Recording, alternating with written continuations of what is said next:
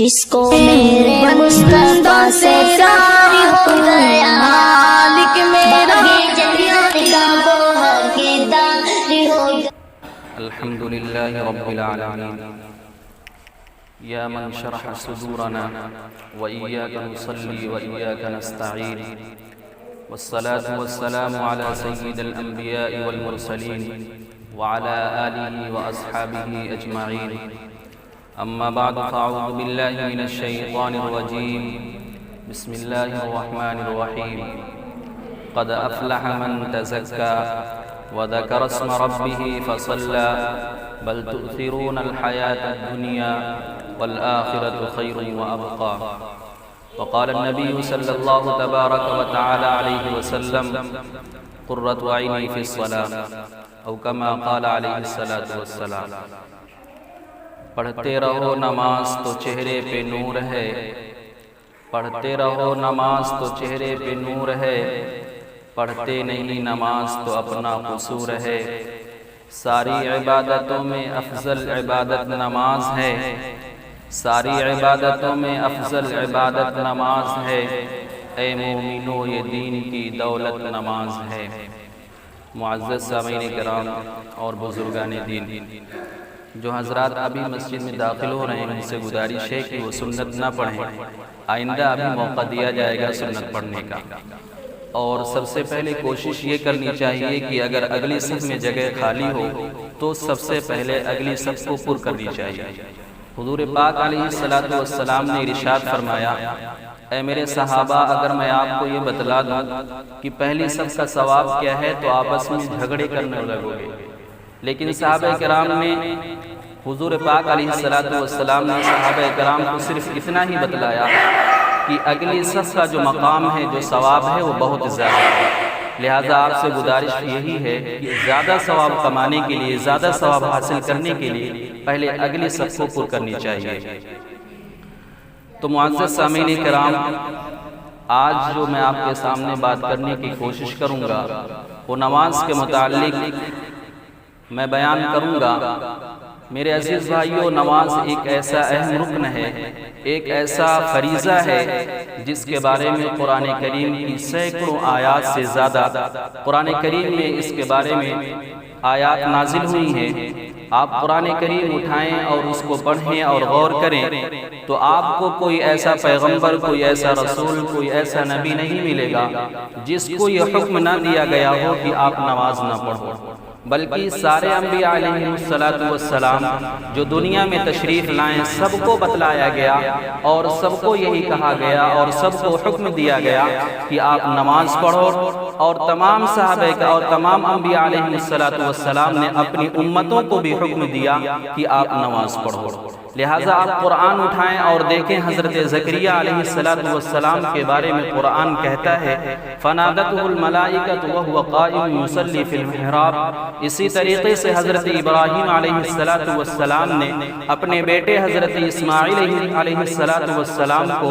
ویران جگہ میں چھوڑنے کا جو مقصد بیان کیا ہے وہ قرآن کہتا ہے رَبَّنَا لِيُقِيمَ الصَّلَاةَ. اسی طریقے سے حضرت سلیمان علیہ السلام نے اپنے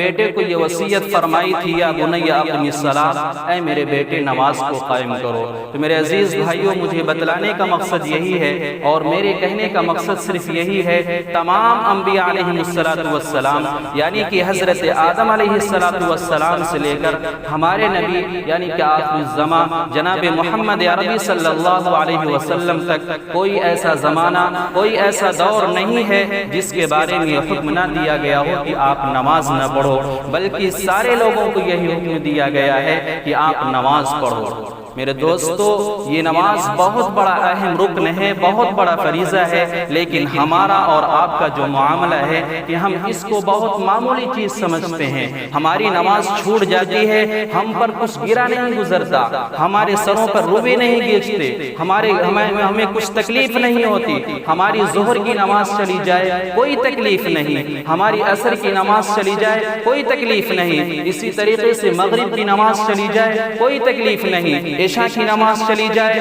فجر کی نماز چلی جائے، کوئی تکلیف نہیں ہوتی، لیکن ہاں اگر دنیا کا کوئی معاملہ ہو جائے، دنیا کی کوئی مصیبت آ جائے، دنیا میں اگر ہمارا کوئی 10 روپیہ لے لے، کوئی 5 روپیہ لے لے، تو ہمارے اوپر بہت تکلیف ہوتی ہے، ہم اس پر ناراض ہونے کی کوشش کرتے ہیں، ہم اس کو بتلاتے ہیں کہ ہمارا فلاں بندے نے، فلاں شخص نے ہمارا یہ اتنا پیسہ لے لیا، ابھی تک اس نے مجھے یہ پیسہ نہیں دیا ہے، ابھی تک اس نے اپنا قرض نہیں نبھایا ہے۔ ہم لوگوں کے سامنے شکایتیں کرتے رہتے ہیں، بیان کرتے رہتے ہیں، لیکن میرے عزیز بھائیوں، ہم نے نمازیں چھوڑی، ہم نے اللہ کے فرمان کو چھوڑا، ہم نے نبی کے فرمان کو چھوڑا، کیا کبھی ہم نے غور کیا ہے؟ کیا کبھی ہم نے لوگوں کے سامنے، کیا کبھی آپس میں بیٹھ کر یہ کبھی ہم نے سوچا کہ ہم نے نماز چھوڑا ہے، نبی کو کتنی تکلیف ہو رہی ہوگی، حضور کو کتنی تکلیف ہو رہی ہوگی، اللہ کا حکم چھوٹ رہا ہے، اللہ کہیں ہمارا کھانا پینا بند نہ کر دے۔ لیکن میرے عزیز بھائیوں، اللہ کتنا مہربان ہے، اللہ کتنا غفور الرحیم ہے، جس کا ہم اور آپ اندازہ نہیں لگا سکتے ہیں۔ میرے عزیز بھائیوں، اگر اللہ رب العزت چاہتا ہم ظہر کی نماز چھوڑتے ہیں تو ہمارا کھانا پینا سب بند کر دیتا، لیکن اللہ رب العزت کہتا ہے چھوٹ ہے، چلو 1 دن چھوڑ دیا، 2 دن چھوڑ دیا، 3 دن چھوڑ دیا، لیکن میرے دوستو اگر یہی مسلسل عادت بنا لیا جائے گا، اگر یہی مسلسل ہماری عادت بن جائے گی، تو وہی حال ہوگا جو حال قوم لوط کے ساتھ کیا گیا تھا، جو حال اللہ رب العزت نے قوم ہود کے ساتھ کیا تھا، یعنی کہ بندر خنزیر بنا دیا تھا اللہ رب العزت نے، اسی طریقے سے ہمارا بھی حال ہو جائے گا۔ میرے عزیز بھائیوں، اگر ہم انسانی شکل میں موجود ہیں، اگر ہم انسانی شکل میں اس وقت موجود ہیں، تو یہ بس سمجھ لیجئے، یہی سمجھیے کہ یہ ثمرہ ہے نبی پاک علیہ السلام کا، نبی پاک علیہ السلام کی دعاؤں کا طفیل ہے کہ ہم آج انسانی شکل میں یہاں پر موجود ہیں اور مسجد میں بیٹھ کر کچھ باتیں آپس میں سننے کی سعادت حاصل کر رہے ہیں۔ میرے عزیز بھائیوں، ہمارے اعمال اتنے خراب ہیں، ہمارے اعمال اتنے گندے ہیں کہ ہمارا بھی وہی حال اللہ رب العزت کر دے جس طرح اللہ رب العزت نے قوم عاد، قوم لوط، قوم ہود کے ساتھ کیا تھا۔ تو میرے عزیز بھائیوں، میں بتا رہا تھا کہ نماز کتنا بڑا اہم رکن ہے، کتنا بڑا فریضہ ہے۔ آپ غور کیجئے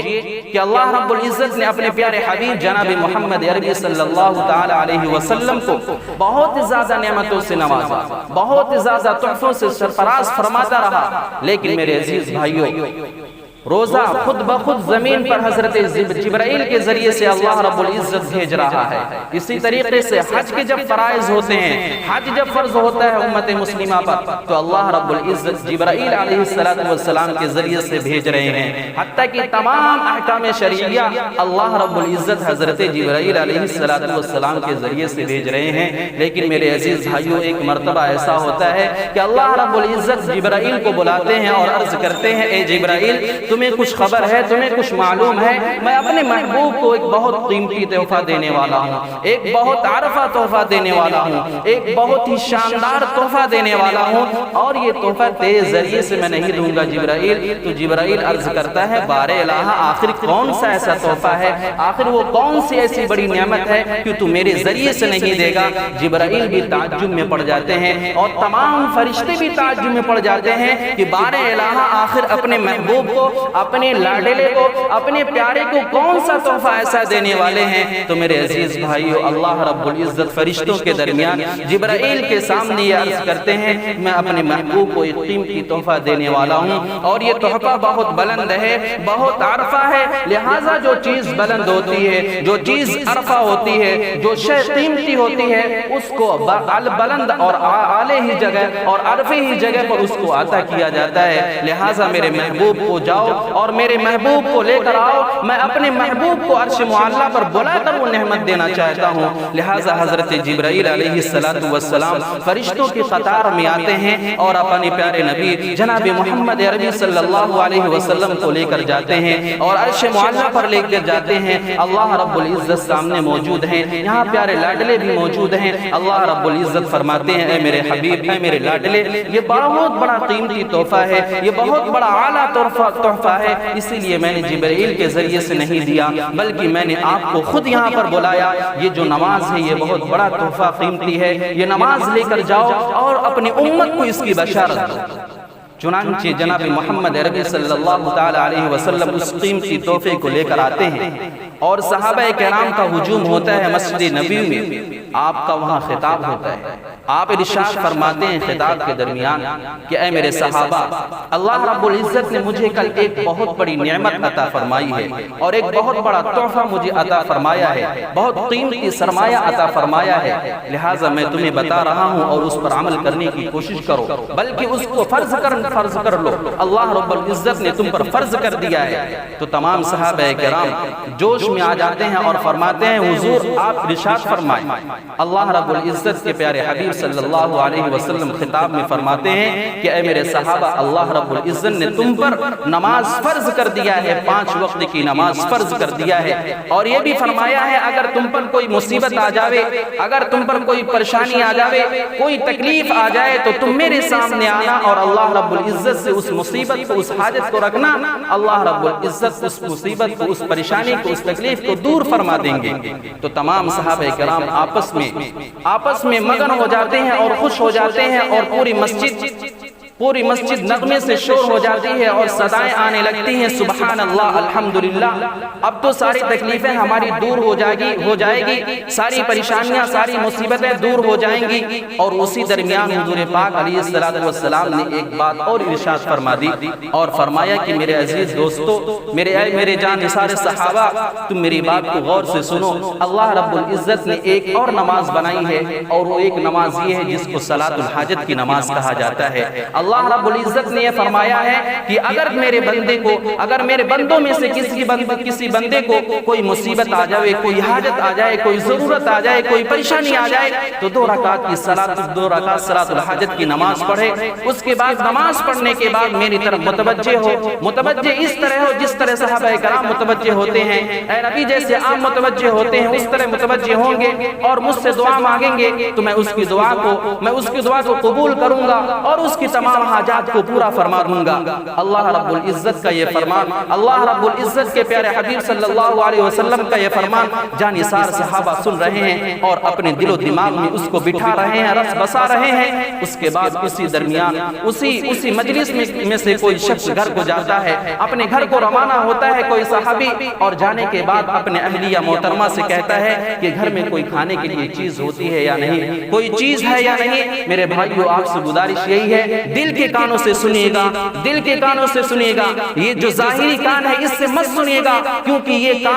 کان صرف دنیاوی ظاہری سننا ہے۔ دل کے کانوں سے سنیں گے تو یہ بات دل پر اترے گی اور اس پر عمل کرنے کی کوشش کرو گے، اور یہی نیت بھی کر لیجئے کہ انشاءاللہ ہم بھی عمل کریں گے اور اپنے صحابہ کرام کے نقش قدم پر چل کے اپنی زندگی کو بھی گزارنے کی کوشش کریں گے۔ تو میرے عزیز بھائیو، وہ صحابی رسول صلی اللہ علیہ وسلم اپنے گھر کو جاتے ہیں اور اپنے اہلیہ محترمہ سے فرماتے ہیں کہ ارے بھائی، کھانے کے لیے کوئی سامان ہے یا نہیں، کچھ چیز ہے یا نہیں؟ تو گھر کے اندر سے اہلیہ محترمہ فرماتی ہیں کہ کوئی سامان نہیں ہے، کوئی چیز نہیں ہے جو میں آپ کو دے دوں۔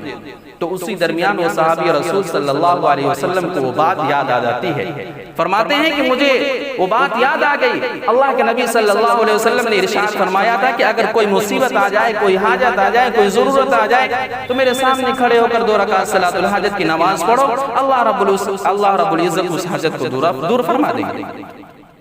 چنانچہ صحابی رسول صلی اللہ علیہ وسلم کہتے ہیں کہ مجھے ایک لوٹے میں پانی دیا جائے، چنانچہ ان کو لوٹے میں پانی دیا جاتا ہے اور وہ وضو کرتے ہیں جس طرح وضو کیا جاتا ہے۔ میرے عزیز بھائیو، آج ہم میں سے کتنے نوجوان ایسے ہیں، بچے رہتے ہیں، بچے ہونے کے بعد جوان ہو جاتے ہیں، جوان ہونے کے بعد بوڑھے ہو جاتے ہیں، بوڑھے ہونے کے بعد قبر میں چلے جاتے ہیں، لیکن وضو کے جو فرائض ہوتے ہیں،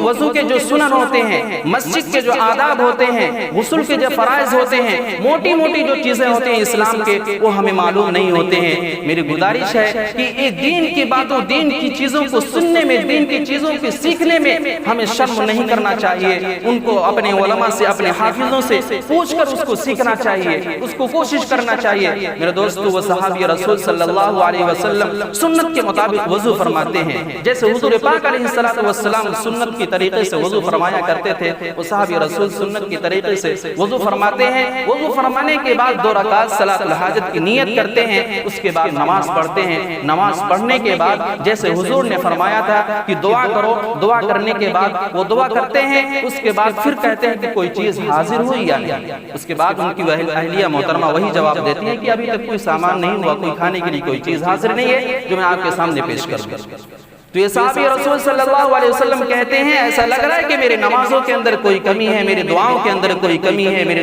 نمازوں کے اندر کوئی کوتاہی ہے، دعاؤں کے اندر کوئی کوتاہی ہے۔ حضور پرنور صلی اللہ علیہ وسلم نے جو ارشاد فرما دیا وہ سچ ہے، وہ غلط ہو ہی نہیں سکتا، میرے اندر کوئی قصور ہے۔ پھر وہ صحابی رسول دوبارہ نماز پڑھتے ہیں جس طرح نماز پڑھنا چاہیے، اسی طریقے سے تیسری مرتبہ جو نماز پڑھتے ہیں اور خوب دل لگا کر نماز پڑھتے ہیں، اللہ کی طرف لو لگا کر نماز پڑھتے ہیں۔ نماز سے جب فارغ ہوتے ہیں پھر دعا مانگتے ہیں جس طرح دعا مانگنی چاہیے۔ میرے بھائیوں، میرے عزیز بھائیوں، ہم دعا مانگتے ہیں تو ہاتھ تو اٹھائے رہتے ہیں، لیکن ہمارا دل اور دماغ کہیں اور ہوتا ہے، دل ہمارا کہیں کچھ اور ہوتا ہے، دماغ میں کوئی اور باتیں چلتی ہیں۔ اسی طریقے سے ہم نماز میں جب کھڑے ہوتے ہیں ہم تو نیت باندھے رہتے ہیں، لیکن ہم کچھ اور سوچ رہے ہوتے ہیں، تو کیا وہ نماز قبول ہوگی؟ ہرگز نہیں قبول ہوگی۔ میرے عزیز بھائیوں، حضرت علی فاروق، حضرت علی مرتضی رضی اللہ عنہ کے بارے میں آتا ہے کہ جب ان کو کسی جنگ میں کسی بدر کسی جنگ میں جب ان کو نیزہ لگ جایا کرتا تھا، خنجر لگ جایا کرتا تھا،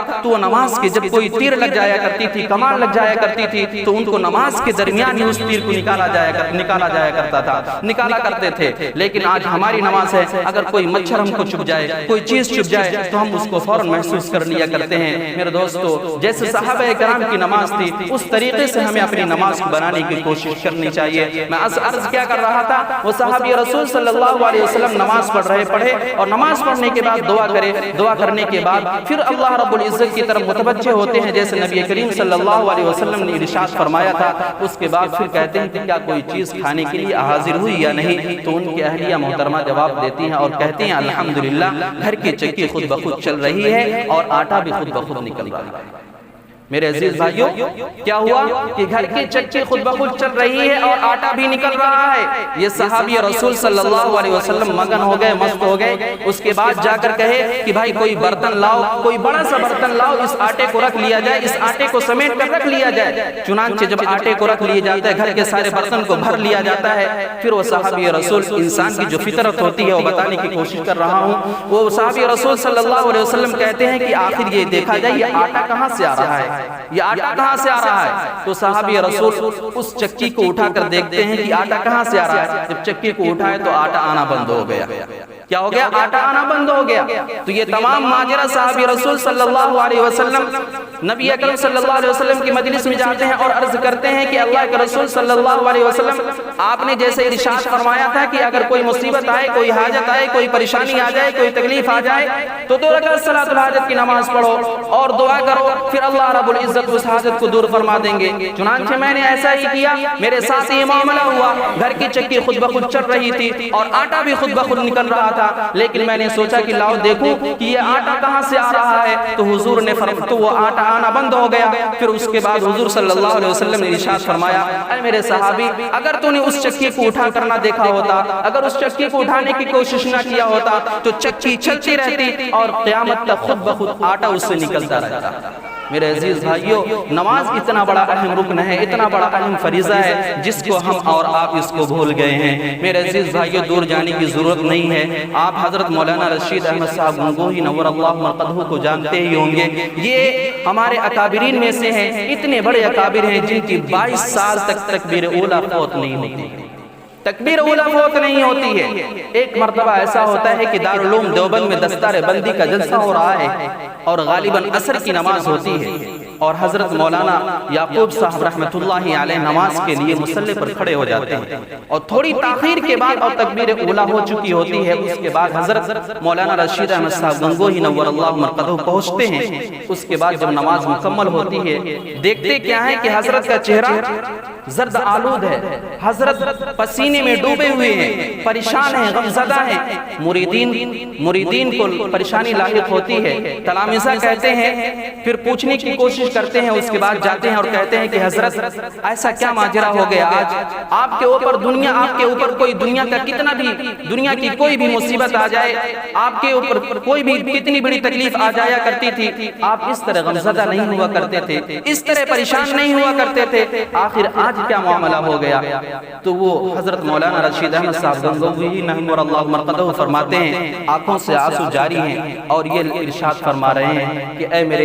میرے مریدین، اے میرے بھائیوں، اے میرے دوستوں، آج 22 سال کے بعد میری تکبیر اولیٰ فوت ہو چکی ہے۔ مجھے ڈر اس بات کا ہے، مجھے خدشہ اس بات کا ہے، مجھے خوف اس بات کا ہے کہیں اللہ رب العزت میری اس بات پر پکڑ نہ کر لے کہ اے رشید تو نے 22 سال کے بعد ایک تکبیر اولیٰ کیوں فوت کر دیا؟ تو میرے دوستو، رہ گئی رسم اذاں روح بلالی نہ رہی، فلسفہ رہ گیا تلقین غزالی نہیں رہی، مسجدیں مرسیاں خواہ ہیں کہ روح غزالی نہ رہی، یعنی وہ صاحب اوصاف حجازی نہ رہی۔ میرے عزیز بھائیو، مسجدیں ویران پڑی رہتی ہیں، مسجدیں خالی پڑی رہتی ہیں، مسجدیں خالی پڑی رہتی ہیں۔ میرے عزیز بھائیو، مسجدیں جب خالی رہتی ہے، مسجدیں جب ویران رہتی ہیں تو یہ مسجدیں بد دعا کرتی ہیں، اور جب مسجدیں بد دعا کرنے لگیں گی تو میرے بھائیو، گاؤں کے مسجد کے جو اطراف کے جو گاؤں لوگ ہوتے ہیں وہ گاؤں کے لوگ چین و سکون سے نہیں رہ سکتے۔ مسجدوں کی جو غذا ہوتی ہے، مسجدوں کی جو خوراک ہوتی ہے، اس کی خوراک یہی ہے کہ ہم مسجدوں میں آ کر نماز ادا کریں، مسجدوں میں پابندی کے ساتھ نماز ادا کریں، مسجدوں میں اللہ رب العزت کا نغمہ گائیں۔ میرے دوستو، بس میرا وقت مکمل ہو چکا ہے، اب میں اتنی بات پر اپنی باتوں کو ختم کرنے کی کوشش کر رہا ہوں۔ اللہ رب العزت سے بس یہی دعا ہے کہ اللہ رب العزت مجھے بھی اور آپ سب کو بھی ہمیں نماز پڑھنے کی پابندی کے ساتھ پڑھنے کی توفیق عطا فرمائے، اور کہنے سننے میں جو بھی غلطی کوتاہی ہوئی ہو اللہ رب العزت مجھے بھی معاف فرمائے۔ وما علینا الا البلاغ۔